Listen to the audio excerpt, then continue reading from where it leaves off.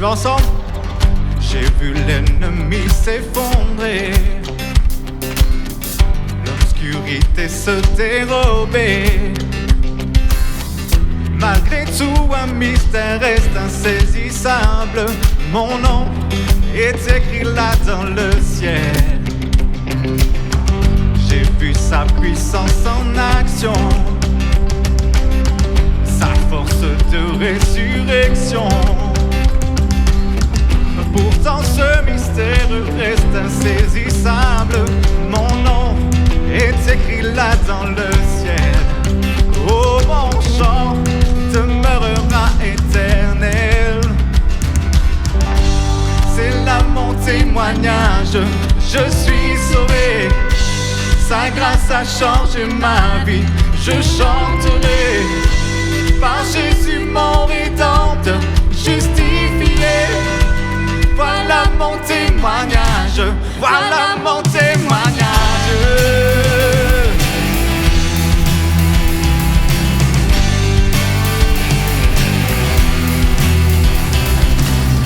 Rassemblons-nous devant celui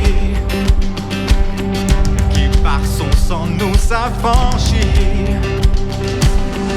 Adorons le Père, le Fils, le Saint-Esprit. Mon Dieu fera ce qu'il a promis. Oui, en lui, tout est déjà accompli. Oh, amen. C'est là mon témoignage, je suis sauvé. Sa grâce a changé ma vie, je chanterai. Par Jésus mon rédempteur, justifié. Voilà mon témoignage, voilà mon témoignage.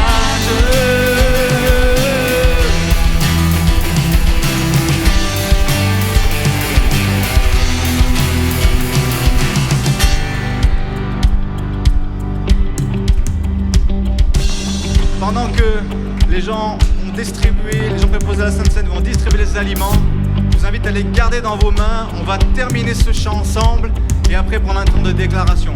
Amen.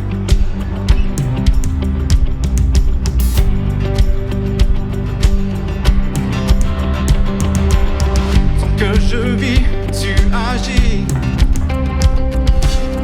Le meilleur est à venir. Oh, je le crois. Tant que je vis, tu agis. Le meilleur est à venir. Oh, je le crois.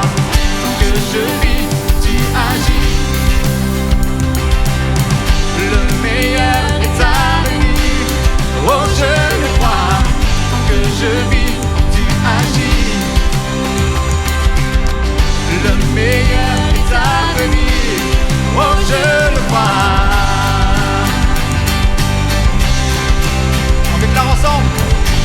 C'est là mon témoignage, je suis sauvé. Sa grâce a changé ma vie, je chanterai. Par Jésus mon rédempteur, justifié. Voilà mon témoignage, je suis sauvé. C'est là mon témoignage, je suis sauvé. Sa grâce a changé ma vie, je chanterai. Par Jésus mon rédempteur, justifié. Voilà mon témoignage, voilà mon témoignage.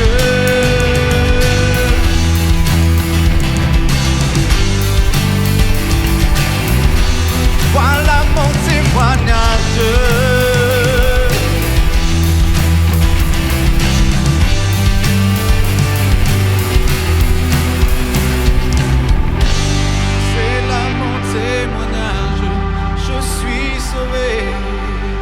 Sa grâce a changé ma vie, je chanterai. Par Jésus mon rédempteur, justifié. Voilà mon témoignage, voilà mon témoignage. Nous avons chanté, rassemblons-nous devant celui qui par son sang nous affranchit. Ce matin, ce que nous tenons dans nos mains, nous avons pris tout à l'heure, nous, le repas avec l'équipe, ce que nous tenons dans nos mains ce matin, ce sont les symboles de notre liberté. Dans Jean, il est écrit, voici tous ceux qui l'ont reçu, en parlant de Jésus, la parole faite chair, à tous ceux qui l'ont reçu, elle a donné le pouvoir de devenir enfants de Dieu, lesquels sont nés non du sang, ni de la volonté de la chair, mais de Dieu. Ce matin, les symboles que tu as dans tes mains, les symboles que nous avons dans nos mains, c'est pour rappeler à notre âme notre identité. Nous sommes enfants de Dieu. On prend ensemble le repas du Seigneur.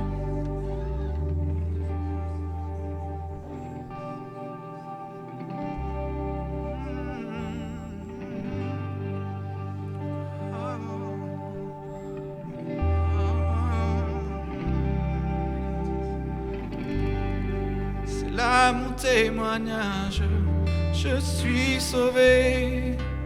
Sa grâce a changé ma vie, je chanterai.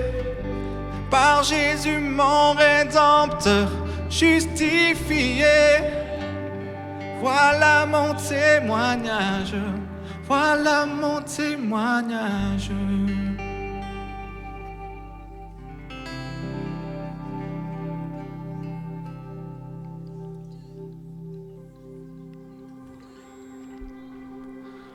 Homme de douleur, fils de Dieu, trahi par les siens, le fardeau de notre péché sur Jésus fut posé.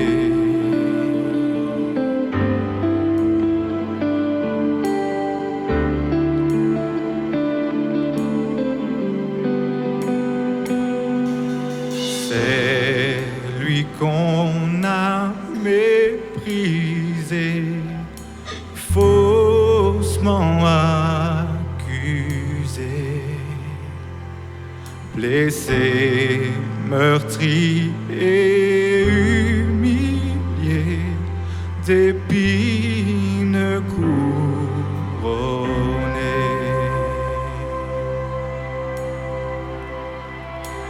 En cette croix, ma rédemption,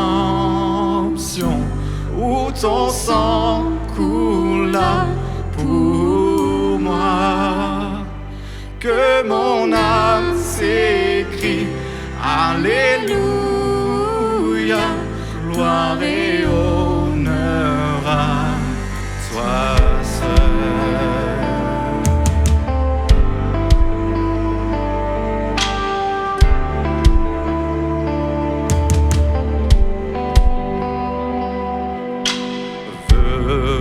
Venu du ciel sur la terre pour nous réconcilier, pour acheter et pardonner ceux qui l'ont crucifié.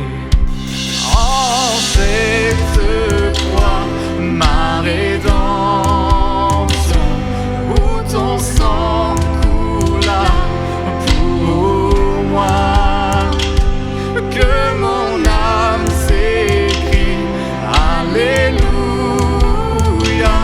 gloire et honneur à toi seul. Comme une déclaration de foi, ma dette est payée, elle est effacée par le sang précieux que Christ a versé. Le péché vaincu, son emprise n'est plus, et il m'a libéré pour l'éternité. Ma dette est payée, elle est effacée par le sang précieux que Christ a versé. Son péché vaincu, son emprise n'est plus. il m'a libéré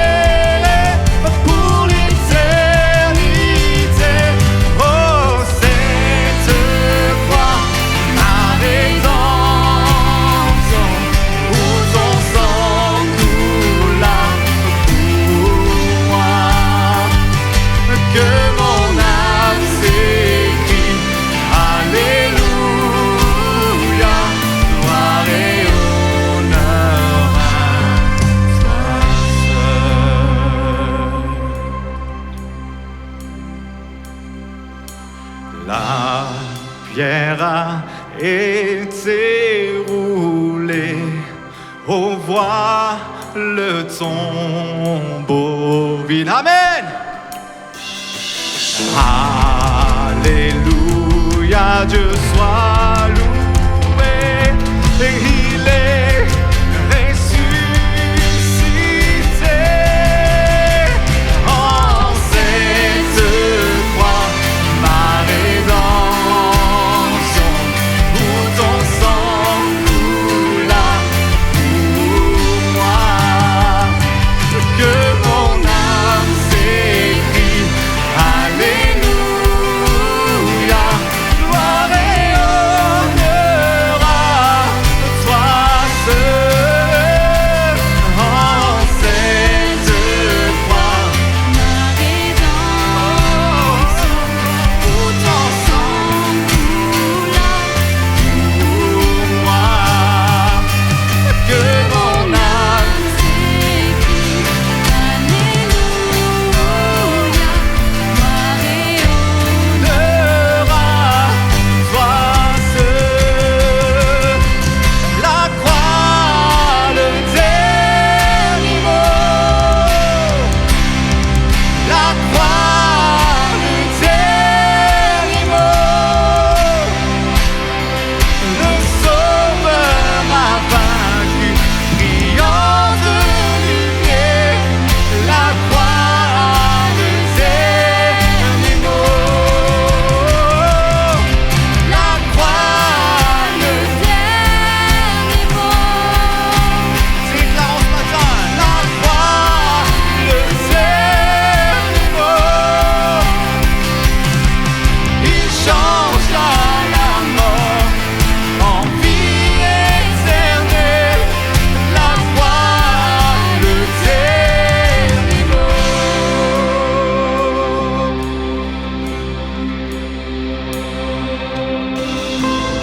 Combien sont prêts à déclarer ce matin qu'il n'y a rien de plus haut, il n'y a rien de plus fort, il n'y a rien de plus puissant que le nom de Jésus. Amen. C'est le nom de Jésus que nous voulons élever ce matin.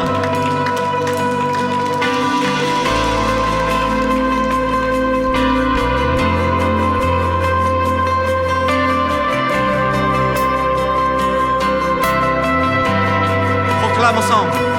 Rien n'est plus fort, et rien n'est plus haut, et rien n'est plus grand que le nom de Jésus, que tout l'honneur, toute la puissance, toute la gloire soit au nom.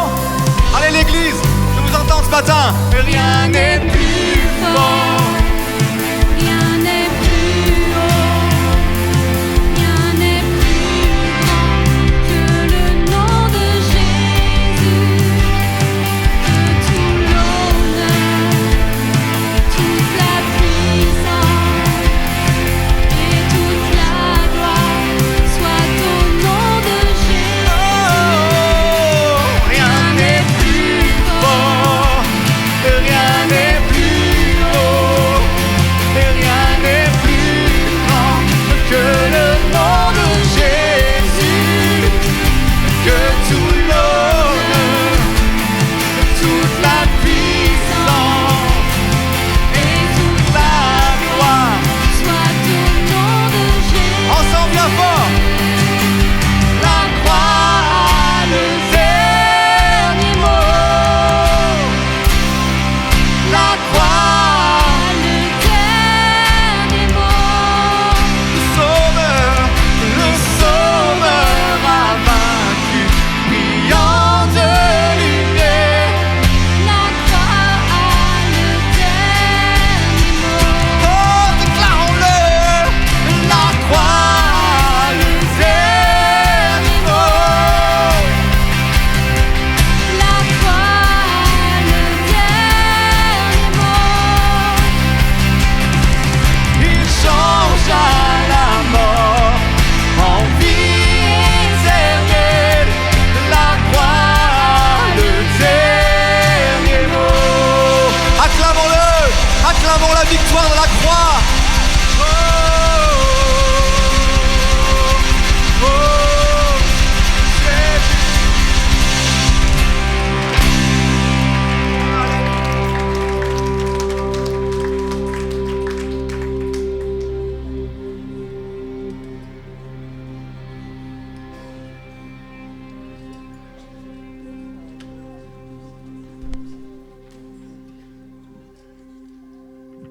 Waouh, la croix a le dernier mot. Amen. Amen. Peu importe la situation que tu vis, Jésus est au-dessus. Jésus est souverain. Vous savez pourquoi on chante ? Et on chante ces vérités bibliques, c'est pour que ça s'imprègne dans notre tête.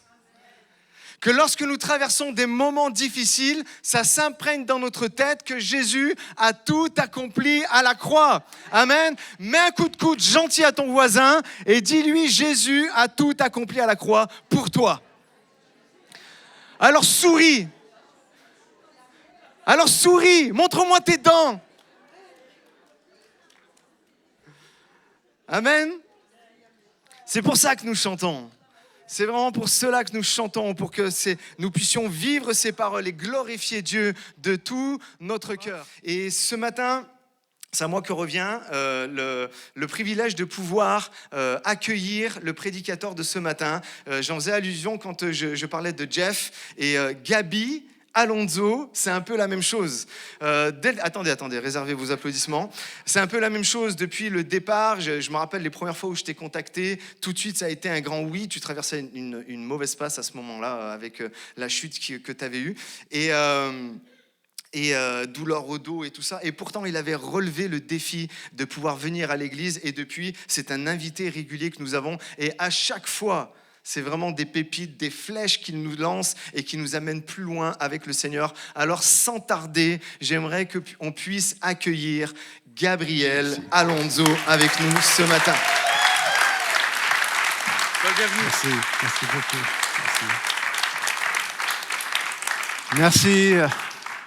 Merci, bonjour à tous. Je suis privilégié parce que j'arrive à un stade dans ma vie, en fait, dans mon service, où je peux vraiment aller là où je veux. Enfin, si je puis dire là où je veux. J'ai l'espace aujourd'hui de me dire, OK, où est-ce que je pourrais aller ? Seigneur, où est-ce que tu veux m'envoyer ?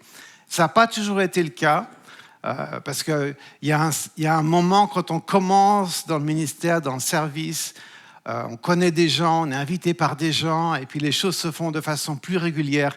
Aujourd'hui, je suis vraiment libre et rentrer dans cette sphère que je connaissais de façon cérébrale, mais pas vraiment dans mon cœur, cette parole que Dieu a dit à Nicodème.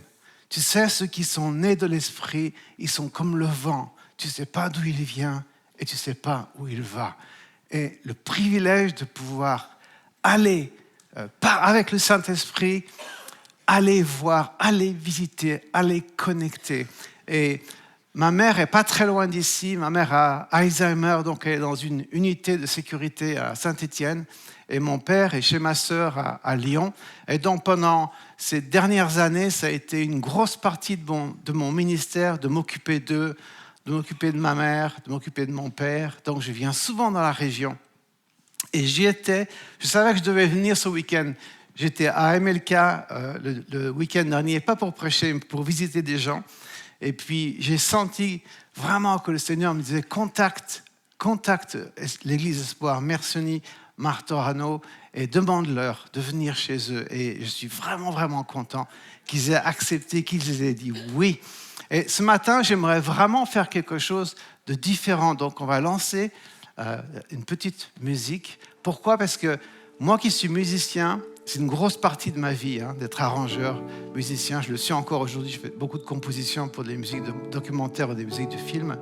Je suis très sensible à ce que la musique fait dans le cœur de l'individu. Et n'ayez pas peur de ça, puisqu'il existe un texte dans la Bible où il est question du prophète Élisée et ces 3 rois qui partent en guerre et qui se retrouvent coincés dans le désert. Il n'y a plus d'eau pour eux, il n'y a plus d'eau pour les bêtes. Et ils se disent, est-ce qu'il y a un prophète ici ? Est-ce qu'on peut entendre la voix de Dieu ? Et puis il y avait le prophète Élisée. Et le prophète Élisée va dire ceci, amenez-moi un musicien. Et lorsque le musicien a joué, la main de l'Éternel est venue et l'Éternel a parlé au travers du prophète Élisée. Ce matin, ce que j'aimerais faire avec vous, c'est pas vraiment une prédication. C'est pour ça que je viens pas avec des notes, je viens même pas j'en ai une de Bible, mais je veux pas avoir quoi que ce soit. Je viens avec ce que j'ai sur le cœur. Et Ce que j'ai sur le cœur, c'est d'inviter l'esprit de prophétie dans nos vies. Vous savez, quelquefois, on ne sait pas vraiment qu'est-ce que ça veut dire, mais ça peut être quelqu'un qui dit quelque chose. Ça peut être lorsque tu regardes un film, lorsque tu lis quelque chose. Il y a tout à coup quelque chose qui te frappe. Et ce matin, quand je suis arrivé, j'ai entendu cette musique et c'est comme si cette musique m'a arrêté et m'a donné vraiment envie de méditer sur la présence de Dieu. Comme cette femme, justement tout à l'heure on a parlé des femmes et j'ai discuté avec mon voisin et il s'est retenu quand la question a été posée, les femmes normalement vont dans l'église. Et mon voisin d'à côté de l'OM, il a hésité, mais il a dit l'église, c'est bien, et je l'ai félicité. Mais il y a une femme dans le 2e livre des Rois, au chapitre 4, qui voit passer un homme. Elle va dire à son mari, je sais que cet homme-là est un saint homme de Dieu. Elle sent la présence de Dieu dans cet homme. Et c'est ça que j'aimerais faire avec vous ce matin. Quand l'Esprit de Dieu vient et qu'il vient dans nos vies, il vient déranger, il vient secouer, il vient faire de la place. Et tout à coup, c'est plus comme d'habitude. Tout à coup, tu penses différemment. Tout à coup, ton cœur est tourné vers Dieu. Tout à coup, tu as un amour pour Dieu plus fort. J'aimerais partager 2 choses avec toi ce matin qui vont te libérer. La première chose, c'est ce que Dieu va dire au prophète Élie dans 1 Roi 17. Lorsque Élie est envoyé, alors que Israël est dans un déclin incroyable, il envoie le prophète Élie qui va dire « Il n'y aura pas de pluie et pas de rosée pendant 3 ans et demi si ce n'est à ma parole. » Et ensuite, l'Éternel va dire à Élie « Va te cacher près du torrent et j'enverrai les corbeaux pour te nourrir. » Et tous les matins et tous les soirs, les corbeaux venaient lui apporter de la viande et du pain. Ce n'était pas un steak sur un plat. Je suppose que la viande était mâchée par les corbeaux. Ça ne devait pas être très beau, mais c'était de la viande et du pain. Et il buvait de l'eau du torrent. Vous vous souvenez de ce texte? C'est très important. Et puis il se passe quelque chose. Et c'est l'accent que je veux mettre ce matin. Arrive un moment où le torrent s'assèche. Pourquoi? Parce qu'il n'y avait pas eu de pluie. Laisse-moi te dire quelque chose ce matin. Lorsque le torrent s'assèche, c'est que quelque chose d'autre est prêt pour toi. C'est que Dieu a quelque chose d'autre pour toi. Alors, c'est quoi ton torrent? Ça peut être une situation, ça peut être un travail, ça peut être un contexte. Et tout à coup, et pourtant c'est quelque chose que Dieu t'a donné. Tu sais qu'il t'avait envoyé, tu sais qu'il t'avait donné cette chose-là. Et cette chose-là s'arrête.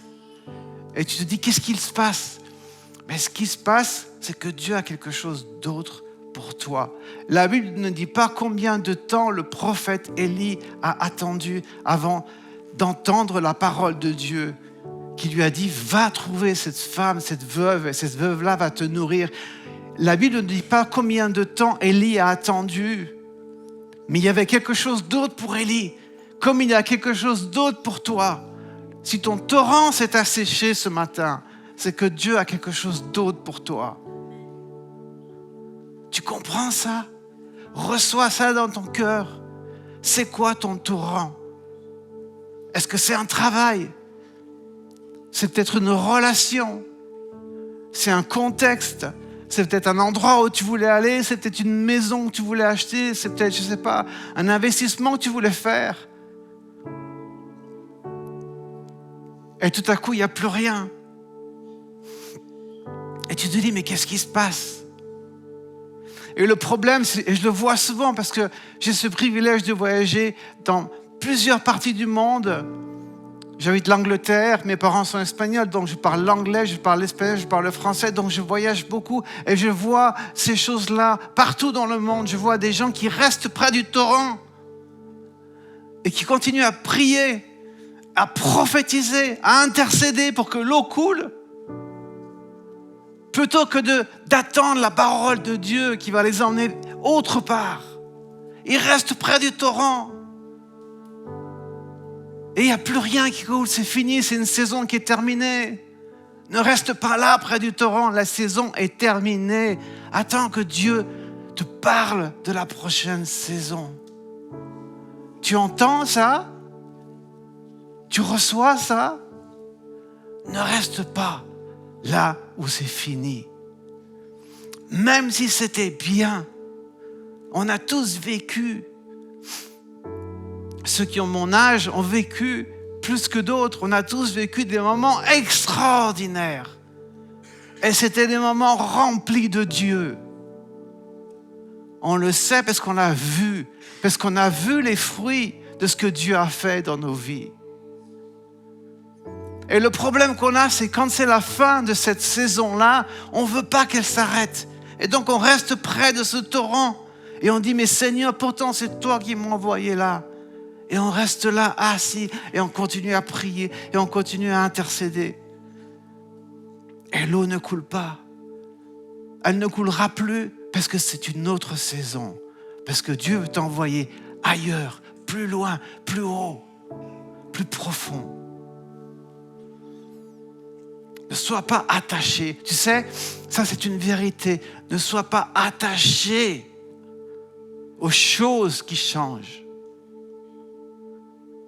Quelqu'un m'a dit un jour, dans le ministère, ne sois pas attaché aux choses parce que les choses changent. Ne sois pas attaché à la forme. Vous ne pouvez pas vous imaginer à quel point je suis heureux de vous voir en cercle. Pourquoi? Parce que lorsque la question m'a été posée, j'ai reçu un texte. Est-ce que tu as des slides? Est-ce que tu as des diapos à passer? Est-ce que tu as un PowerPoint? Je dis non. D'abord, je déteste les PowerPoint. Personnel, ça, c'est personnel. Je ne dis pas qu'ils ne sont pas bons, mais moi, je les déteste. Parce que j'aime bien que les gens me regardent et j'aime bien les regarder. Et j'ai répondu non, je n'ai rien. Et je veux voir les yeux des gens. Mais je ne savais pas que vous étiez en rond. Mais c'est merveilleux parce que je peux voir tout le monde en faisant ça. C'est excellent. Mais ça, un jour, ça va changer. Parce que vous serez trop nombreux. Il faudra autre chose. Et certains d'entre vous diront, mais c'est bien ça, on veut rester comme ça. Et vos leaders diront, non, nous on veut changer parce que c'est une autre saison. Peut-être qu'il faudra quitter ce lieu qui est magnifique. Ces arches qui sont caractéristiques de cet endroit. C'est pas partout qu'on voit ce genre de choses. Vous vous rendez compte de la bénédiction de Dieu, de pouvoir vous rassembler dans ce lieu? Est-ce que vous réalisez? Oui, mais ça va changer un jour. Vous dites Amen maintenant? Mais quand il faudra changer, vous ne direz pas Amen, vous direz zut. Pourtant, on aime bien ce lieu, mais peut-être ça sera trop petit. Sûrement, ça sera trop petit. Où il y aura autre chose, où ce lieu sera consacré à autre chose. Vous aurez une autre salle. Qui sait? Je ne sais pas. Ne restez pas attachés aux choses qui coulent pendant un temps et qui s'assèchent rapidement. Soyez de ceux qui marchaient par l'Esprit de Dieu. C'est pas le vent, tu ne sais pas d'où il vient et tu ne sais pas où il va. C'est une des choses les plus extraordinaires de vivre par le Saint-Esprit. Tu ne peux pas t'imaginer. Enfin, tu sais peut-être à quel point c'est merveilleux. J'étais dans ma voiture de location, bien sûr. Les voitures de location, les voitures aujourd'hui, on a l'impression qu'il faut être un ingénieur pour les faire fonctionner. Quand j'ai pris ma voiture à Saint-Exupéry, j'ai essayé de la mettre en marche et à la fin, je suis retourné au guichet pour dire aux gars, j'y comprends rien à votre bagnole. Donnez-moi une voiture qui est normale. Et il me dit, mais elle est tout à fait normale. Et il m'a montré, mais donc, tout ça pour dire, j'étais dans ma voiture pour venir aujourd'hui et je sentais cette liberté. Seigneur, je vais là où tu m'envoies. Demain, je repars à Paris. Le 5 juin, Je suis à France Culture. Je ne dis pas ça pour parler de moi, je m'en fous. Je ne suis plus à ce stade-là. Pour une émission sur France Culture avec Jean-Luc Gadreau. Après, je suis en Bretagne pour une conférence de plusieurs églises. Et ce qui me plaît, c'est d'être conduit par le Saint-Esprit. Mais je sais que les choses changent. Je ne m'attache pas à ce qui change. Ne t'attache pas à ce qui change. Ne t'attache pas à ta maison. Ne t'attache pas à ta voiture. Ne t'attache pas à un style de vie. Ne t'attache pas à un travail. Ouh là là là là. Ne t'attache pas à un travail, parce que ça change. Ne t'attache pas à une fonction dans l'église, parce que ça aussi, ça change. Même quand tu es prédicateur, au bout d'un moment, tu n'es plus prédicateur. Pourquoi? Parce que on a besoin d'autres gens, et puis c'est normal, il y a d'autres gens qui arrivent, et il faut qu'ils prêchent aussi. On a besoin d'entendre d'autres voix. Et mon cœur, c'est de voir les jeunes et les moins jeunes travailler ensemble. Ne faites pas l'erreur de couper les générations. Je sais que vous ne faites pas cette erreur-là parce que je connais votre leadership, vos leaders. Mais la première chose que je voulais vous dire ce matin, c'est que tu es là, le ruisseau ne coule plus, mais tu restes assis devant le ruisseau. Alors que Dieu a quelque chose d'autre pour toi.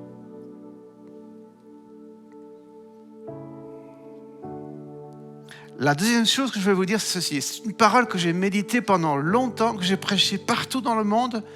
Et récemment, le Seigneur m'a montré quelque chose de différent. C'est cette histoire de Moïse et de Pharaon et de faire des briques. Et souvent, j'ai prêché que ce que Pharaon voulait faire, c'est en imposant au peuple, aux Israélites, de faire des briques sans la paille, ce qu'il voulait, c'est fatiguer ces gens-là pour qu'ils n'écoutent plus Moïse. Et c'est vrai, il y a une dimension qui est juste. Souvent, on passe nos vies à faire des briques. Il y a des gens, ils achètent des maisons, ils font des emprunts tellement grands qu'ils travaillent toute leur vie et ils ne jouissent jamais de leur maison. Et après, ils disent, oh, mais c'est pour les enfants. Mais les enfants, ils s'en fichent de ta maison qui a 10 pièces. Ils veulent autre chose, ils pensent différemment. Mais il y a cette dimension du Pharaon qui impose un travail et qui fait que le Pharaon de ce monde te fait travailler dur pour que tu n'aies plus le temps d'écouter. Tu ne viens plus à l'église, ou alors c'est seulement les femmes qui viennent à l'église, les hommes restent devant leur télé et regardent PSG et l'OM. Je ne connais rien en foot, mais je sais qu'il y avait un match hier PSG et l'OM et mon voisin m'en a parlé. Et donc, je veux dire que l'OM a perdu, c'est ça? Ah, c'était PSG Milan. Et qui a gagné? PSG. Vive la France. 5-0. Et en plus, c'est une femme qui dit ça, 5-0. Donc le Pharaon te fait travailler dur et tu n'as plus le temps d'écouter. Tu es fatigué, tu n'as plus le temps d'aller à l'église. La pire des choses que tu puisses faire, c'est d'arrêter d'investir ton temps dans l'église. C'est quoi l'église? C'est les gens. Parce que tu as besoin de ça. Parce que quelqu'un va dire une parole, va t'encourager. Et cette parole peut changer ta vie. Un jour, un homme est venu me dire, j'étais à peine chrétien. J'étais musicien, il n'y avait que la musique qui comptait pour moi. Il fallait que ce soit un Anglais en plus, qui vient et me dit, one day you will preach the word. Un jour tu prêcheras la parole de Dieu. Je dis, mais qu'est-ce que c'est que ce fou? Qu'est-ce qu'il me raconte? Ça ne m'intéresse pas. Ce qui m'intéresse, c'est la musique. Et progressivement, cette parole a grandi en moi. Et qu'est-ce que je fais aujourd'hui? Je prêche. Mais parce que je suis allé à l'église, j'ai entendu cette parole-là. Donc ne fais pas l'erreur de laisser Pharaon utiliser tout ton temps. Mais il y a une autre vérité qui est importante. C'est que ce peuple est resté environ 20 générations en Égypte, 400 et quelques années. C'est très dur quand tu fais partie de plusieurs générations de gens qui ont vécu d'une certaine façon. Et la seule façon que Dieu avait de sortir ce peuple de l'Égypte, c'est de l'irriter. Comment il l'a irrité? En faisant que Pharaon enlève la paille. Vous retrouvez dans les textes, dans Exode 5, vous allez voir ceux qui étaient chargés de faire travailler les Israélites vont dire « Ouh là là, là on sent que c'est sérieux. Là vous faites des choses qui sont méchantes. » Vous savez, si tu as besoin de plus de problèmes pour réaliser que tu as un problème, c'est que tu t'es habitué à vivre avec ton problème. Essaie de dire ça à ton voisin. Tu te souviens plus, hein? Si tu as besoin de plus de problèmes pour réaliser que tu as un problème, c'est que tu t'es habitué à vivre avec ton problème. 20 générations d'esclaves. Comment est-ce que Dieu a fait pour sortir ce peuple? Ce peuple n'avait pas envie de quitter l'Égypte. C'est la raison pour laquelle on les voit dans le désert en train de se plaindre. Parce que dans leur tête, ils étaient esclaves de l'Égypte. C'était leur façon de vivre. Et ils le vivaient plutôt bien. Ce n'était pas problématique pour eux. Pourquoi? Parce qu'ils ont connu que ça, 20 générations. Des fois, on rencontre des gens, ils sont plusieurs générations d'alcooliques. Je rencontre des gens, le père était alcoolique, son grand-père était alcoolique, lui était alcoolique, les enfants sont alcooliques. Et ils vivent comme ça, c'est normal, on boit chez nous. Ce peuple, pour que ce peuple quitte l'Égypte, il a fallu que Dieu crée quelque chose. Et ce qu'il a créé, c'est une irritation. Et l'irritation, c'était d'enlever la paille. C'était Pharaon. Tu sais une chose, je veux dire une chose. Dans ta vie, tu as aussi besoin d'ennemis. Pourquoi? Parce que les amis te confortent, les ennemis te font bouger.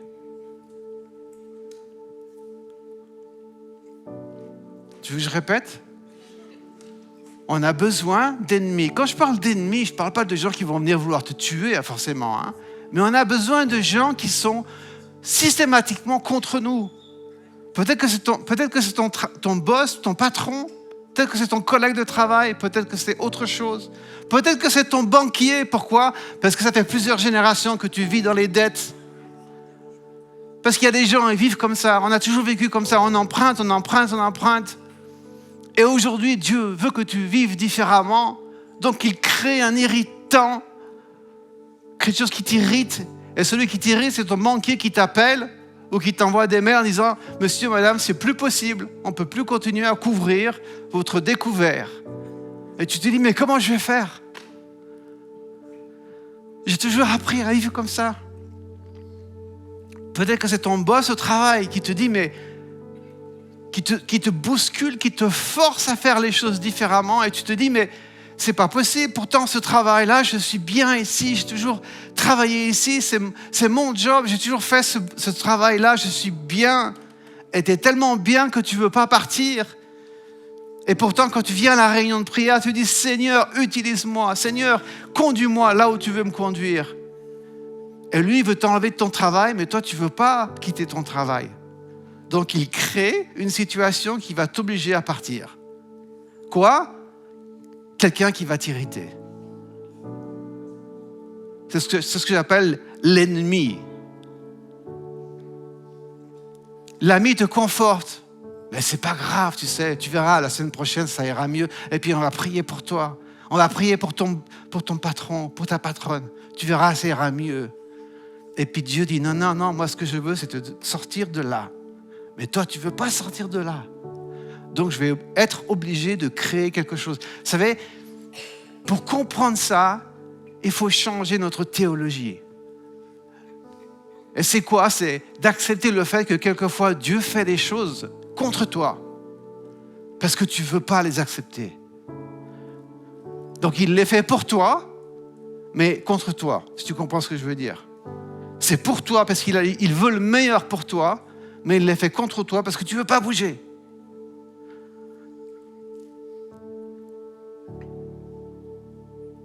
C'est la même idée, tu restes près de ce ruisseau.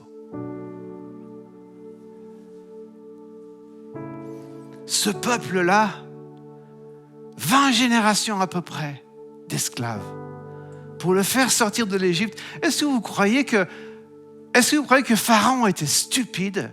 Est-ce que vous ne croyez pas que Pharaon a compris, après la deuxième plaie, à qui il avait affaire? Il a très bien compris, c'est un homme intelligent, il a compris qu'il ne pourrait pas lutter contre Dieu. Dieu a endurci son cœur. Pourquoi? Il a endurci le cœur de Pharaon pour que les Israélites comprennent que Dieu voulait les sortir de l'Égypte. Et moi, j'ai lu ces textes et j'ai prêché ces textes. Et cette notion-là, je ne l'avais pas vue.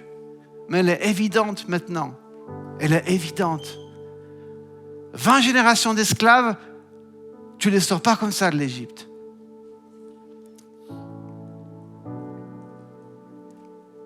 Trois générations de quelque chose suffisent pour sceller quelque chose.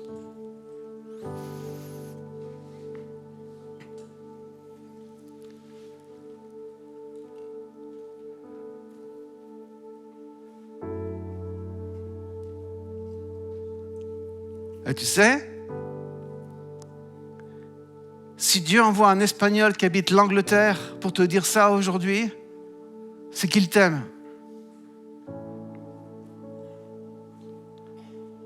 Parce que c'est pas facile d'arriver là, dans une salle qui est tout en rond, en disant ces choses-là et en sachant pas comment les gens vont recevoir cette parole-là. Mais ça aussi, j'ai appris une chose. Peu importe la façon dont tu reçois la parole. Pour moi, le plus important, c'est que la parole soit annoncée. Après, je m'en vais. Après, c'est ton problème avec tes leaders, pas le mien. Pour moi, mon problème, pour moi, ma responsabilité, c'est de semer la parole. Et je sais que vous la recevez parce que je vois les yeux, je vois les cœurs. Je vois la beauté de cette église. Je vois la beauté de ce corps de Christ. Je vois l'amour de Dieu. Je vous connais depuis longtemps. Je vois ce que Dieu fait. Je vois combien il vous aime. Je vois que certains, lorsque vous étiez dans cette petit local là-bas où vous étiez avant, certains ont peut-être pensé changer de local, prendre un énorme emprunt, mais pourquoi faire? Pour ça? T'es pas mieux ici que là-bas où il fallait faire 2, 3, 4 cultes? Je ne sais pas combien de cultes vous faisiez à l'époque, 2.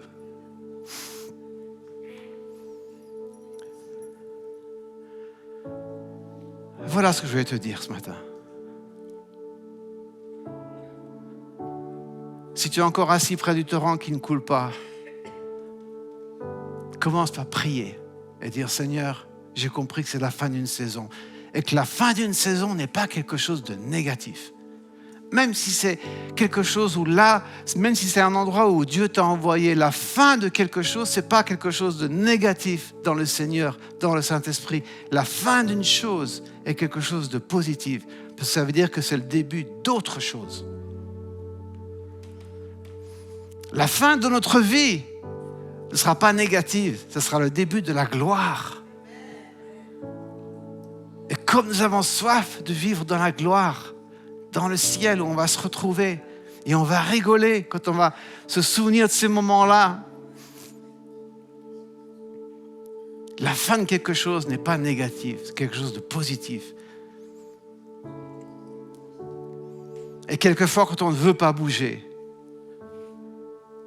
Dieu envoie une irritation. Tu as bien compris ce que je voulais dire ce matin? Une irritation. Quelqu'un qui va t'irriter, un problème, pour t'obliger à bouger. Et je répète, encore une fois, les amis te confortent, les ennemis te font bouger. Ceux qui t'irritent te font bouger. Il ne s'agit pas de devenir instable. C'est pas ça que je prêche, pas l'instabilité ce matin. Je prêche la sensibilité au Saint-Esprit. Le ruisseau s'est asséché. Gloire à Dieu. Tu as bu Les corbeaux sont venus, t'ont nourri. Moi, j'ai vécu ce temps-là. J'ai vécu ce temps-là. On l'a vécu très clairement. Lorsqu'il a fallu, j'étais co-directeur d'une école biblique en Angleterre. Ma femme était prof, maîtresse des écoles en Angleterre. Et un matin, le Seigneur lui révèle quelque chose. Il lui dit, arrêtez vos provisions et j'enverrai les corbeaux. Arrêtez de travailler et j'enverrai les corbeaux. On a arrêté de bosser. On a arrêté, on a laissé, on a demandé notre démission. Elle a démissionné son travail. Moi, j'ai démissionné de mon travail. Et on s'est retrouvés à Annecy et on s'est dit, maintenant, il n'y a plus de salaire. C'est bien beau le dimanche matin. Mais quand il n'y a plus de salaire, tu fais comment? Et on était là, presque à se gronder comme font les couples, n'est-ce pas? N'est-ce pas? Peut-être pas chez vous, en tout cas en Angleterre, nous on fait ça. Et donc ma femme disait, ouais, maintenant on fait comment maintenant? On fait comment? Il n'y a plus de salaire qui tombe. Et moi je dis, mais je ne sais pas, Dieu t'a dit quelque chose? Il t'a dit ou il t'a pas dit? Et pendant qu'on disait ça, il y a 2 corbeaux qui sont sortis, on était sur une montagne, 2 corbeaux sont sortis des 2 buissons. Et ils ont commencé à voler au-dessus de nous. Et qu'est-ce qu'ils criaient? Crois! Crois! Crois!